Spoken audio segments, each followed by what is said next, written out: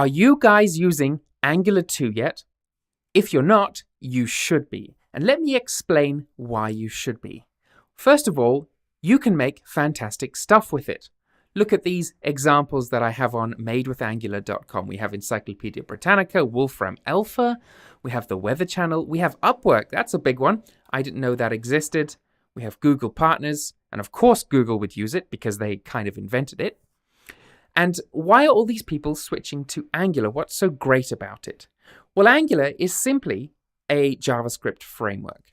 But what it does is it takes all of those functions we would have to program in JavaScript and makes them much easier to use as a developer, which means you can make more stuff, you can make more cool stuff, and, well, as you can see here, you can make a lot more snazzy stuff. This really is kind of the third iteration of the web, Web 3.0 if you like. And I'm going to copyright that because I've just come up with that right now. Right, so what's great about Angular also is that it is something we use to create a single page application. Now, what does that mean? Well, traditionally, if I went up to my address bar, I put an address in and I hit enter, it goes off to a server and it fetches some stuff. Now, Angular 2 lets you do that, but usually just for the first fetch. So it goes and fetches this website. Then when I click stuff, like I'm just going to click this NPR1, and look, it expands and we have a video ready to go. We're on a new page. But you'll notice up at the top, nothing changed. Perhaps the address changed, but nothing else. If I click back, again, there was no loading bar. Contrast that with when I click back again and we have that loading bar. So what's happening there is that the whole application is downloaded to my computer when I first go to madewithangular.com. And every page I go to thereafter is rendered by Angular on my PC. The only reason it needs to go to my server is to get bits of data. And as you can imagine, that is a lot cheaper to do in web server terms than resending all of this HTML and JavaScript every time I change the page. So that is why Angular is so good and why it's been adopted by all of these examples, because it really relaxes the load on your server.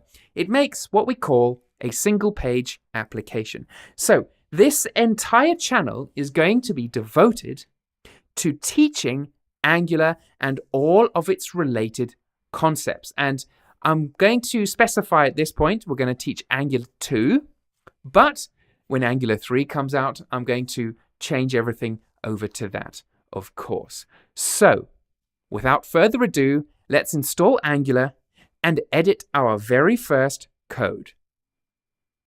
Now, the very first step, of course, is to install Angular itself. And the first step of that process is to actually install Node.js, because Node.js is the server that's actually going to serve our Angular application. It also does a whole bunch of other things, and if you want to know more about Node.js, then you can simply go to nodejs.org. As it is, you'll be going there anyway, and you'll go to the download section and you will install Node.js for your relevant platform. I am on a Mac, so I will get the Macintosh installer and install that. Now, don't worry if it takes a while to install. That is perfectly normal. Just go ahead, click it, and install it. Right, once you have installed it, go ahead and open up a terminal window or a command window on Windows. So obviously, I am using a Mac because I just find them nice to use, but all of the commands are pretty much the same on Windows. So if you're on Windows, hit the Windows key and R to run and type CMD, which is a command window, and you should open up to the same sort of interface you see here. Now, once you've installed it, we're going to check that it's installed by hitting Node-V. And that tells us the version of Node that we are running, which is 6.9.1. And if you want to make sure that your applications run right, let's go back to Node.js and download. I'm just going to point out that there are actually two packages. You have long-term support and the current. And generally, we want long-term support, which is now on 6.9.1. There is a 4 point something floating around, and you want to be careful not to install that. Make sure it's above 6. Now, we also have to check that NPM, which is the Node package manager, and the Node package manager takes care of lots of package installations for us. It goes and gets the code for us, puts it in our project without us having to do anything manually. It's really, really good. We want to check the version of that. So again, -v, and that is version 4. And if we come back to this website, we have this includes NPM 3.1, which is obviously perhaps incorrect, but I think on my machine, I've updated to the latest Node package manager. So as long as you're above 3, you should be good to go. Now, I just want to point out that whenever you're developing your Angular applications and things go wrong, sometimes it helps to update your NPM or update your node itself. Just have a search on Google if things go badly for you and find out what the answers are for your problems. Okay, so nodes installed, NPM's installed. What's next? Well, you can head over to angular.io, and we have some docs in here that include a quick start. There's the address. Now, inside of here, we have our steps to start running an Angular application, and I'm just simply going through this list. So if it changes, you know where to go to get the update changes, because it does change fairly often, but I'm hoping that will be much less now. And now, of course, the first thing we look at here is prerequisite install what we've already installed. And then we require version 4 of Node or higher. We have 6, which is good, and NPM 3x or higher. And there we have our commands that I've just shown you how to run.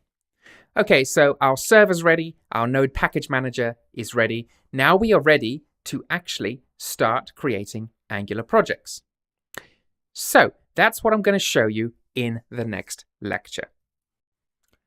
Right, we are ready to create our Angular project. But just before we do, we're actually going to go and have a look at that website I told you about with the address you can see now, angular.io, and it tells you how to create an Angular project. And we've already installed Node and NPM, which is fine.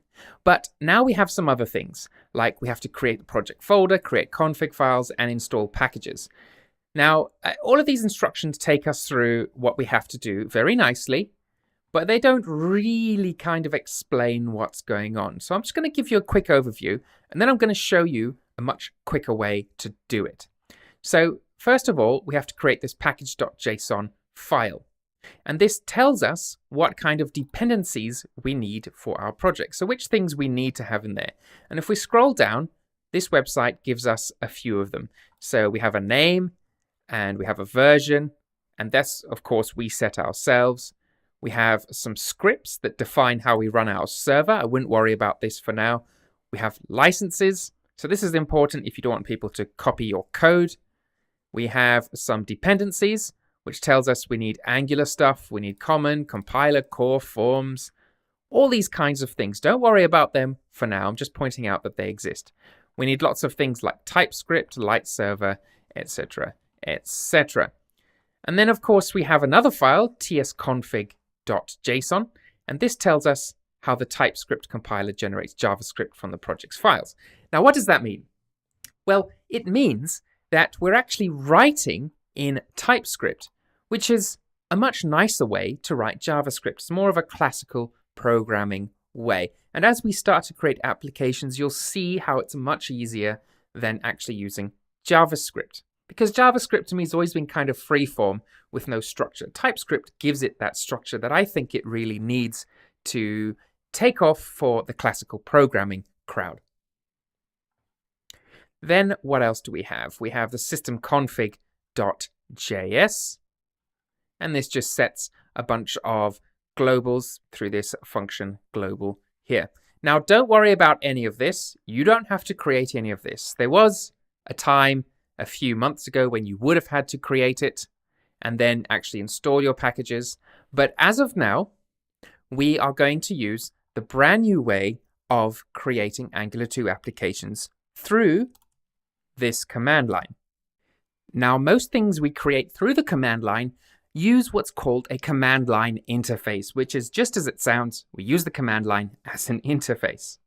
Angular has a brand new command line interface, and here we have it. If we go to cli.angular.io, we can use the Angular CLI. And here we have the very first command you need to see, npm install -g angular-cli. So let's go to our command line, and let's do that. npm install, and this simply says, use the Node Package Manager to install something. And install what? Well, we want to install the Angular CLI, but you'll notice there is a -g, and this means globally. Now, if you don't use -g, you can only use this inside of your own project. When you create a new project, you need to reinstall the command line interface. When you use -g, you're telling your system install this everywhere so every application can use it. So -g means global. And then we type the name of the package. Now, the Node Package Manager is clever enough to know where to go and get the Angular CLI. So when you hit enter, that should go off, disappear, and retrieve it for us. I stopped recording there because I just wanted to cut it for you to make it faster, but I've turned it back on whilst we're installing because you know what I saw? Well, we have some errors now, but if I scroll up, we have these warnings, missing write access, and a whole lot of warnings. And if this happens, and you also get a whole bunch of errors, then you probably have to run this command as the super user. So sudo. And then you'll have to enter your password when you do that, which I am doing now. Now, if you're on Windows, you shouldn't get that issue. You might get a pop-up that says it needs admin access. But if you do get that issue, when you open up your command line, right-click it and click Run as Administrator, and then you should be fine. Right, and once complete, you should have no errors. You might have 1 or 2 warnings, but generally speaking, that is okay. So I've got a couple warnings there. And it helps sometimes to go through them, just so if you have problems later on, you know that those warnings did pop up. But we should be fine as it stands. So once that's installed, we need to create our new Angular app. And instead of running through all of this stuff, creating the files by ourselves, which is perfectly fine to do, what we're going to do is use the Angular CLI to go ng new and the name of an app. And what I'm going to do here is first, I'm just going to go to the project. Let me see where I'm going to put this. Perhaps in documents, so cd documents. So go to the folder where you want to store this. I'm going to see what's in there. Let me make a directory of ng2 apps. And then I'm going to go into that directory, ng2 apps, and that directory should be empty. So all I've done there is just simply create a directory. Of course, you can do this manually. That's perfectly fine. So I'll go to there later. Now, we can use the command ng as this website refers to ng. New, and we can create an app. So let's just call this first-app. When you hit enter, the command line interface is going to set up everything that we need. See that? It's created all of these files that we need.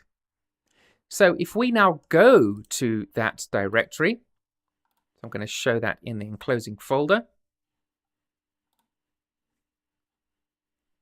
We have now our first app folder, which is in the ng2 apps. And we have all of these files. We have that package file, remember, that it asked us to create, and a couple of other things. Don't worry about what they are. This is our basic Angular 2 application. Remember, it's all JavaScript and TypeScript. So, in order to edit these files and start playing around with stuff, oh, this hasn't quit yet. Sometimes it does this. It gets a little bit stuck. Or what I think it's doing is actually installing things for us. So let me just go away for a minute and let it do what it needs to do. Okay, that has finished installing stuff. So if we look in our folder now, we have now something called a Node modules folder. And what our Angular command line interface did was it got all of those dependencies, all of those bits of JavaScript that we need to run our Angular 2 app. It went and retrieved them automatically for us. And they're all stored inside of the Node modules folder. And as you can see, it starts with, of course, Angular.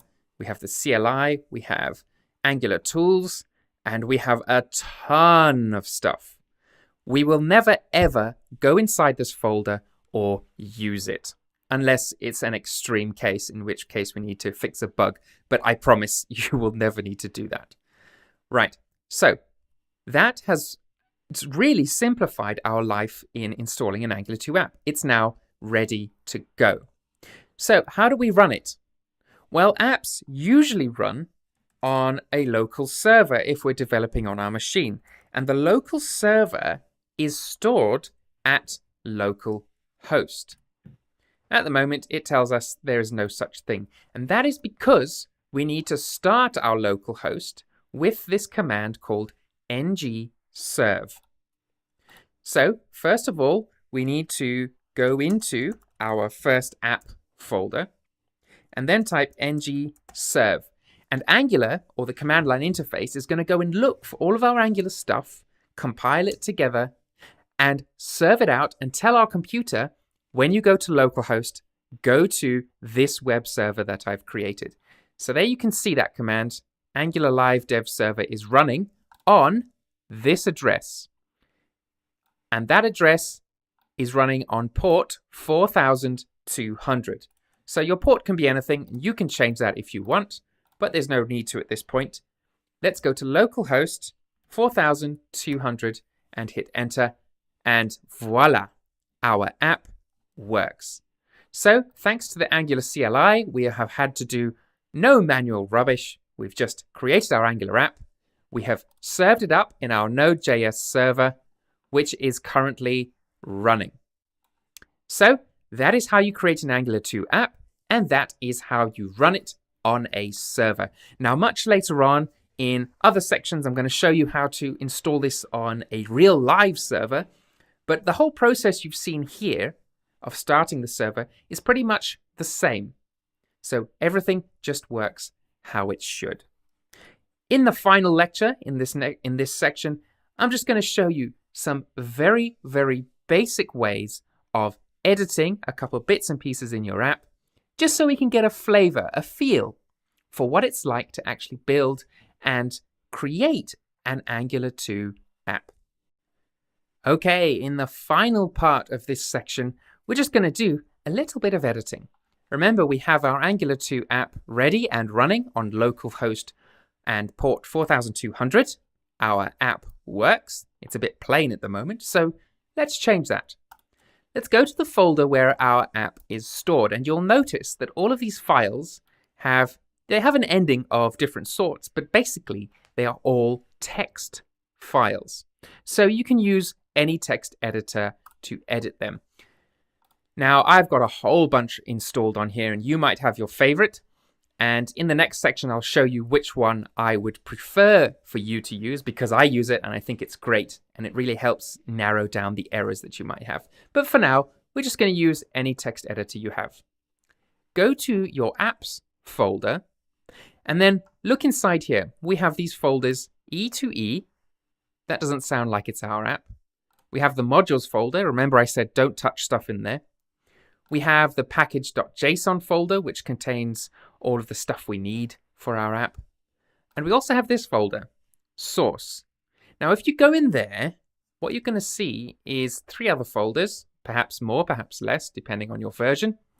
We have this icon, and that icon, if we go over here and we click in our address bar, up at the top, just before the address, we can see that icon. So this is giving us a clue that our app is created from this section, because that's where the image is, basically. There's another clue in that we have an index.html file. And if I open that file with just a plain text editor, all we have in there is loading. Perhaps if I open this with, let me try Visual Studio Code. Let's see what that gives us. We have a basic HTML thing. And inside of here, we've got a whole bunch of tags, which is just plain old HTML. We have a head, we have the HTML, we have the doc type. Clearly, this isn't a whole app. So I'm going to close that. Let's keep looking at this. Now, if you know about web development, you know that the index always gets loaded first. And if I reopen that, actually, and show you something, the index gets loaded, and our entire Angular app is located inside of this app root tag. So everything we're going to create is contained inside of app root. So that's just something to note for now. So what is actually contained in there? Well, our app. Let's click app. And we have a whole bunch of strangely named files in here. But what they're named doesn't really matter, because I want you to notice a naming pattern that happens in here. We have an app component.ts, we have an app component.html, and an app component.css. Now, if you're familiar with web development, this is like JavaScript, but it's using TypeScript, hence the TS ending. HTML is kind of a layout, hypertext markup language. And CSS is, of course, the styling. So you can already start to see some familiar elements of web development. We have a styling page, we have a layout page, and we have the actual business part of the page. So let's open this app component.typescript. Again, we're just looking at stuff for now to see what's happening, so you can use any text editor. First, we have all of this very strange looking stuff. And what do we have up here? Well, if you're familiar with any other kind of object-oriented programming, we have this import statement, and this brings in the component class, if you like, from Angular. And a component is a fundamental part of Angular. You can think of everything we're going to make as components. They're kind of like Lego blocks. And we're going to put all those Lego blocks together in the applications that we build. Now, this is our very first component, the app component. And notice we have something called a selector, which is the app root. Now, where have we seen this before? Well, we actually saw this inside of this index.html file. So Angular uses what's called a selector to load up whatever we've created inside of a tag. And that tag in this case is app root, which is in the index.html file. Then, of course, each component needs a template. And this template is located in this file, the app component.html. And each template needs a style, which is located in the CSS corresponding file. So altogether, what we've said here is we have a component. This is how you reference the component by using a tag called approot. The template for this component is located in the component.html file, and the style for it is contained in the component.css. So this is just kind of a convention, and we're going to get very used to this because we'll keep recreating this scenario for all the components we create. Finally, we have an export class called appComponent with a title equals appWorks. Now, where have you seen that before? Well, it's our main page, appWorks. So if I just draw a little picture for you of what's happening here, our app is loading up this HTML file, and the HTML file, come on, load it up, is looking for the app root. So what it does is it finds the app root, which is this app component. So if I just show you that in the file structure, it's in app, and it is these three files. Whoops. 2, 3. So it goes off and it finds it inside of appComponent.ts and says, look, I've got the app root. Then it asks for a template, which we provided. We give it the appComponent.html, which is here. And we give it some styling, which is optional. You don't need to have that. Then we have this very important part, which I'm now going to address, the export. And when we say export in Angular, we're telling everything that this is available for use. If we don't have export, our syntax will still be valid, but the application won't know about our app component, and it won't know about the app root tag, so we'll get an error. And inside of here, we've just done something very simple, which is title equals app works. Now you might be wondering, how does that title get transferred to our application? Well, this is where we're going to actually open up the HTML file. Open with Visual Studio Code. And look at this. Inside of two curly braces, it's important to notice there are two, we have this title. And this is the beauty of Angular. It's linking this variable title with whatever is contained in the class. So inside of this export class, I can drop in a name variable, for example, and just shove in Grant. Save that. And inside of here, underneath H1, I can give it a paragraph tag. And, whoops, not Grant, we want to put in name. And I can close off my paragraph tag. Now I'm going to save that. And then I'm going to go to my terminal. And look, our terminal picks up that things have changed and it recompiles for us, which should recompile and tell our browser we have something new. And there we have it. App works and Grant. Okay, congratulations. You've edited your first Angular 2 code. Excuse me. Now, I can appreciate there was a lot of information there if you're new to this. And Angular, it doesn't work like most other frameworks I've come across. But once you get used to it, it's pretty easy to actually work with very quickly. So just to make sure I've got the base concepts inside your head, I'm just going to run through a couple of those things again. I'm going to go to my Finder, and I'm going to just go over it and say we have our index file. And inside of that index file, we have, it's kind of like a usual HTML file, because this is the first one that gets loaded. We have our app root tag, and this contains everything in our app. I'd advise you to always leave this as it is. So our Angular system goes off and looks for the app root. And when it goes off and finds it inside one of these components, which has been exported, so we know it's there, and it finds this selector, the app root, it then loads up a template and the styles if we have them. It loads up everything we need inside of the class. And if it needs to, it links up some variables like title and name. And then it combines all of that and outputs something that we can then read in our browser. So that is a very quick, very basic overview of how Angular 2 does what it does. And just before I finish this, if you recall, in the old days of web development, and I'll just use this, don't write in your one, I'm just writing in mine. In the old days, you would have to do what's called traversing the DOM, the document object model. So if you had something like an H1, in the old days of development, you would say the ID was equal to title. And then somewhere down in your JavaScript file, you would then have to have some kind of function, like your jQuery function or whatever it was, to go and find, item called title.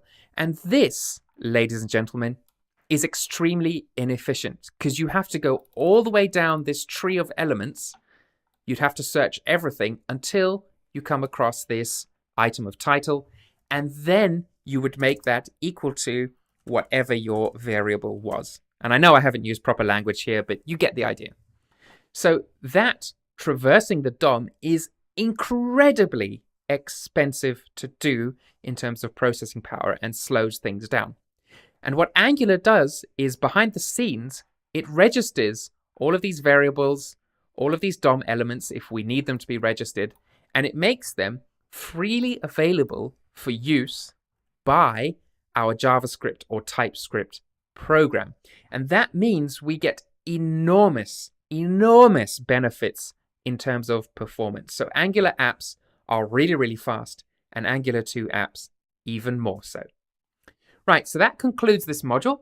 I hope you're going to join me on the next module when we're going to dive a little bit deeper and create our very own component. And once you've done that, you're going to have the very basic building blocks of being able to create anything that you can imagine on the web.